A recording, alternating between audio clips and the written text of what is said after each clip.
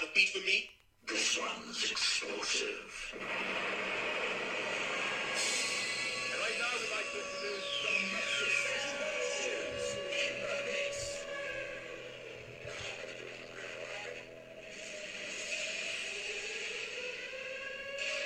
Fast, funky, and furious, and in full effect.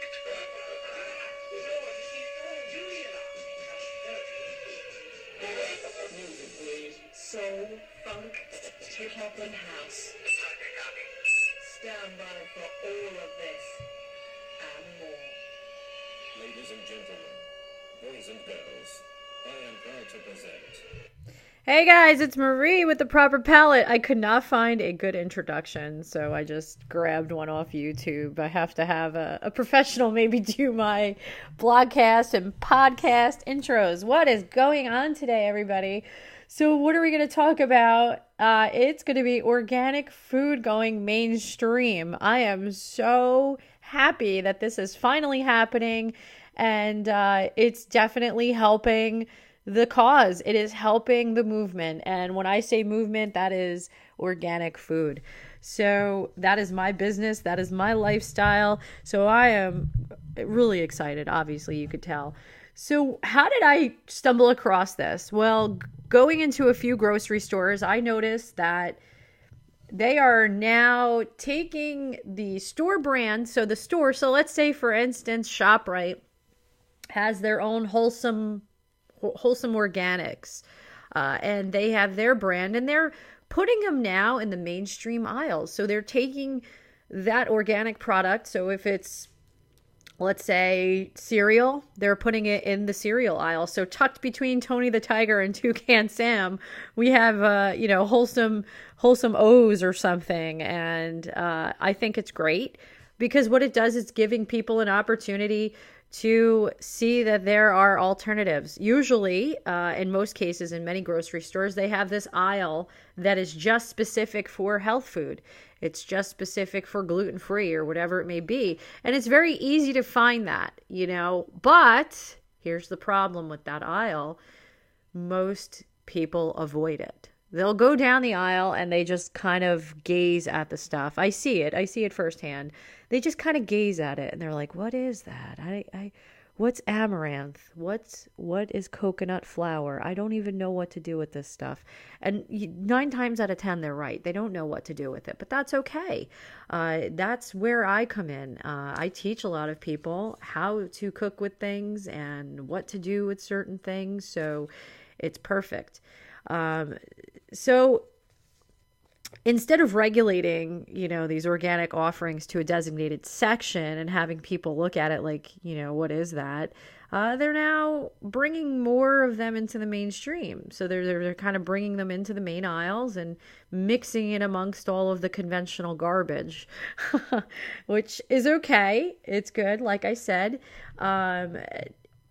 now I'm even noticing like places like Walmart and 7-Eleven are starting to carry organic stuff. I went into 7-Eleven to get myself a Fiji water. I had forgotten my bottle of water at home and went in there and I went down the protein. They have like protein bars. I said, it's like 6 a.m. and I'm going to a meeting. And I was like, I really need something. I was just in a rush and I grabbed this macro something bar. It was all organic, GMO free, no sugar. It was fantastic. It was delicious. I was like, well, this is great. I'm able to actually go to 7-Eleven if I ran out of my own protein bars and I didn't bring something. And I know, right? I teach people how to meal prep and here I am at 6 a.m. going to 7-Eleven, just for water. But it was nice to stumble across that. I'm not going to lie to you because I ended up eating it a little bit later on my way back home. So where is this coming from? So why are now retailers like Safeway and Stop and Shop and ShopRite and all of these people coming in, these big grocery store chains and making their own organic brand? Why is that?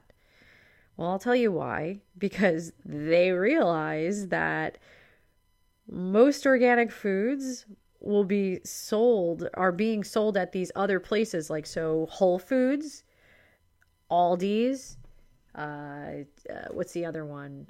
Trader Joe's, Wegmans. So these guys, even Wegmans has their own brand now. So it's great. And it's cheaper. It's actually less money for that brand. It's like a no frills. I remember when I was a kid and I would go to ShopRite and they had white boxes, I would argue. I'd argue with my mother. She would want to get, I would want to have the box of cereal that was like the Super Mario Brothers or the Lucky Charms or something like that. And then she would put this big white box of Toasted O's. Oh, what the heck is that, Mom? It's a white box with no name. Well, back then they called it No Frills. So now it's just the store name brand, and they come up with a nice brand. They come up with a nice packaging.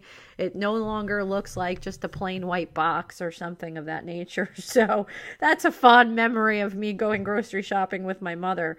But this is interesting because I think this move, so these big grocery store chains are doing this because I think this is a move, is a response to a massive growth of organic and natural food. And this has just been on the rise over the past 15 years, about more than 20%. We've grown more than 20%. That doesn't seem like a high number, but it really is. And I mean, like places, organizations like the Organic Consumers Association, they're starting to see more interest in organic food. And again, I think it's great because that helps us. That helps the people in this group. Maybe if you're not eating 100% organic, maybe it might help you decide to go 100% organic. I don't know. But for most people, most consumers, coin the quote unquote term organic, they equate that to mean, oh, it's healthy, but it's expensive, right? It's expensive. I think what's really happening though is that the consumers are becoming more educated, which is really happy. I like that because I'm one of those people who educate, that I think that they don't care the price of organic. People aren't caring that the price of organic is 50 to 100% more than a conventional product. So what does that mean? So if you have two things of milk side by side, you have your conventional milk and your organic milk. That conventional milk is $4 a gallon, and then it's $5 for the organic. It's $1. Go for the organic milk. And I think that's what's happening. I think people are saying, well, you know what? This is not much of a price difference. I'm going to go for it. And they're willing to spend the money on the food, and they're making concessions. So they understand that they're willing to pay for the food they consider to be healthier and better for the environment. And they're making concessions and not spending their money in other areas, which I think is great. And we're also seeing that most Americans, I should take that back, some Americans, not most, are adopting the European style attitudes about food. So what is a European style? They're placing more value on their food. They're placing more value on their food, and they're spending less on other things, just like I said. So that's that European style attitude, which I think is wonderful because the United States, you go overseas and in most parts of Europe, they don't have quote unquote organic. I mean, yes, they have organic associations and things of that nature, but things there are just so different. I know some of you in this group have traveled to Spain and Italy and Germany. You go to these countries and there's nothing like the US. The food there just tastes so much better. It's richer. It's so much better. So there's an interesting article. There was a woman they interviewed, and she was in some little town in Walnut Creek.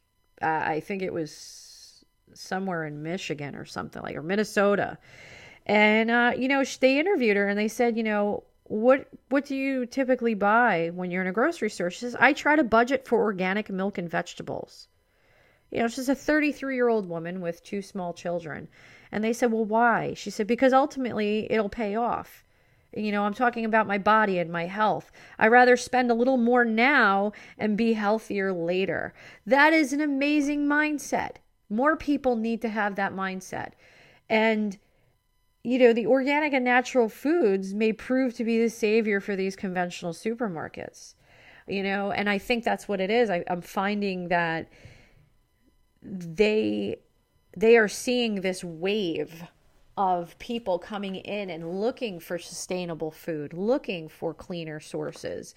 And the grocery stores they know that, and they're making strides to accommodate people. Even big places like Costco and Walmart, Costco especially, BJ's, they're starting to carry a lot more organic food. However, I will caution you, please watch where you are when you go to Costco, or you go even to the regular grocery store. Just because something says it's quote unquote organic does not mean it's healthy. And I know you guys are probably saying, Marie, now you're really confusing me. I am not an organic fanatic. I like that word. I'm not an organic fanatic, meaning I understand that just because something is organic does not make it healthy. So my whole thing what I teach people is whole foods, not the grocery store, but you need to be eating whole foods. You should not be eating crackers and chips. Just because Annie's Organics makes, cheesy poofs or whatever they are, those cheese doodles or nacho chips or whatever it may be, does not mean it's healthy for you. Yes, it is healthier than the traditional, Cheetos or something like that, because it doesn't have all the garbage in it. But keep in mind, it's still not the best alternative. But it is good for those who want to give their kid maybe a healthy. I understand children, if your children are accustomed to eating that type of those snacks, right? And you're trying to switch to being organic. Yes, buying something like that would be beneficial because it is something healthier for them. It doesn't have the garbage or the chemicals in it, and it's going to switch them off of that. And eventually you can ease them into more healthier whole foods. So, Costco and stuff like that, yes, they are getting into that. But the problem is that still we have, with all of these grocery stores, my biggest concern are these little mom and pop health food stores and the local farmers. The local farmers are supporting and providing a lot of the produce and the meat to these grocery stores, which is great because they do tout like, hey, we're supporting local, and it's great. And it's good. Because I only go to the farms. Occasionally I'll go to ShopRite or Stop and Shop or something, or even Whole Foods or Wegmans for something. But I mean, typically I like to get from a farm, and I like to order from the butcher direct, the organic butcher. And I like to just get it from those guys, and I like to support them just because they're local. And not only that, it's just I know where the stuff is coming from. So yeah, that is it. I really am excited that the food industry is seeing the trends, that organic is really the most durable. They're not pushing conventional out by any means. I don't think that we're not going to have traditional people like General Mills and all these other people go out of business. I don't think that's ever going to happen. Because let's face it, they are food lobbyists. What the heck is a food lobbyist? I could probably save that till my next podcast, but I'll tell you, these guys like General Mills and Coca-Cola and whoever it is, they have lobbyists that go to Washington and they lobby on behalf of their industry. So they go in front of these politicians, they grease their pockets, they donate to their funds, their charities, whatever it is, their campaigns. And what happens is their food, their industry gets favors from Washington, and it's pretty seedy and it's pretty dirty.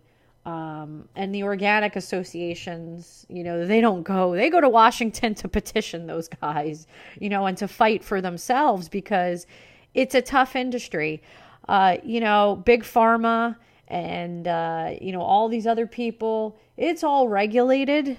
It's all regulated, and they're all intertwined. They really want you to keep drinking that conventional milk, where that poor mother was hooked up, that poor mama cow was hooked up to these metal milkers, and inside the milk there's tons of pus and blood. I know that's going to sound gross, and I don't want to gross you out, but this is what's happening, and this is conventional farming, and that's what you're ingesting. So what happens when you ingest that? You eat all of that nastiness and you ingest that, you get sick. That cow is sick, you're sick. So now that's going to go to your organs, your immune system, and make you sick, and eventually you're going to be on medicine. You're going to be needing something. You're going to get cancers. This is the thing. So then what happens? Okay, now you're looking at Washington. You're seeing all of these lobbyists over there for the pharmaceutical companies. And they're in the pockets of all these politicians and of the food companies, and they are literally poisoning you, and they are keeping you on their medicine. So that is my Cliff's Notes of how the food industry works with Big Pharma and Washington. So I'm not going to get too much on my soapbox, but understand this is why I do what I do. This is why I'm so passionate about supporting local farmers and not going to these giant chains and eating conventional food, because I know how bad it is. So with that, I'm excited. I'm happy.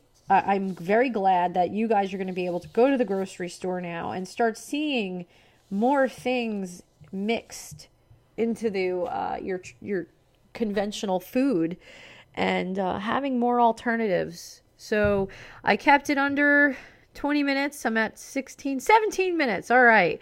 So, hey, next blog, vlog, video, podcast, whatever I decide to do, it's going to be about food. It's going to be about fun. And I'm always looking to educate and help you. Thank you. See you soon.